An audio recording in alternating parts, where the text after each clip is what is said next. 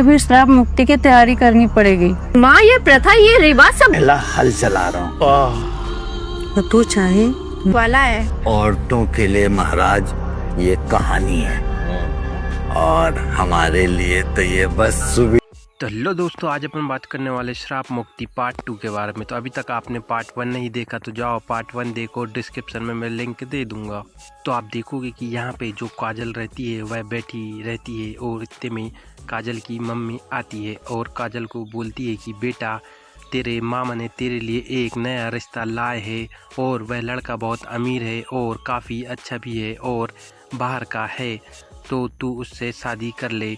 तो इधर काजल बोलती है कि माँ, आप जैसा कहोगी मैं वैसा ही करूँगी, आप चाहती हो तो मैं शादी भी कर लेती हूँ। तो वह उसकी माँ बोलती है काजल की ठीक है बेटा, अब तू श्राप मुक्ति प्रथा के लिए तैयार हो जा। तो काजल बोलती है कि ये प्रथा करना कोई ज़रूरी है क्या माँ? अगर मैं ना करूँ तो कोई दिक्कत तो नहीं होगी?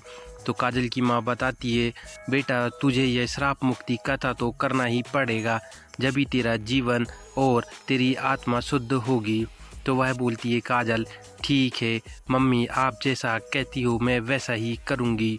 और भाई साहब, आप देखोगे कि थोड़ी देर बाद इधर बाबा और ठाकुर साहब मस्त पार्टी साटी कर रहे होते हैं और बोलते हैं ठाकुर साहब बाबा से कि बाबा, ये जो तुमने श्राप मुक्ति की प्रथा वाला जो गांव में फैलाया है ये बहुत बढ़िया है।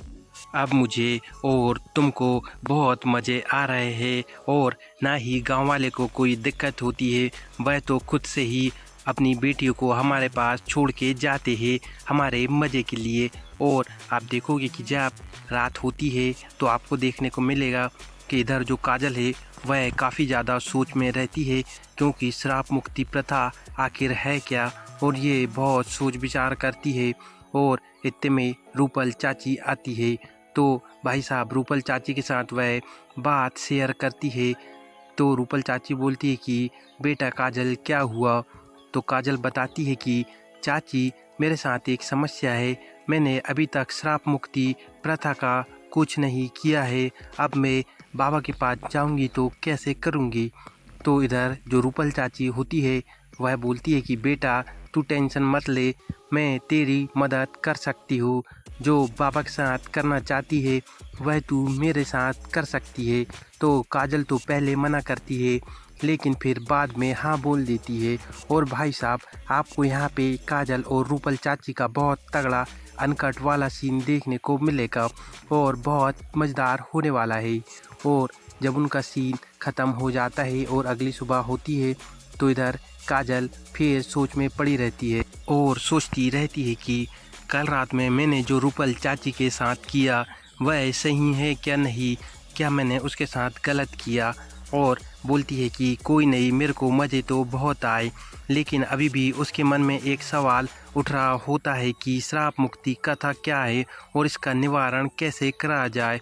तो काजल सोचती है कि क्यों ना मैं तांत्रिक बाबा के पास जाऊं और श्राप मुक्ति कथा के बारे में पूछूं और इसका निवारण भी हो जाएगा। आखिर निवारण क्या है और पूरे गांव वाले को यह श्राप मुक्ति प्रथा से मैं मुक्त कर दूंगी, ऐसा सोचती है।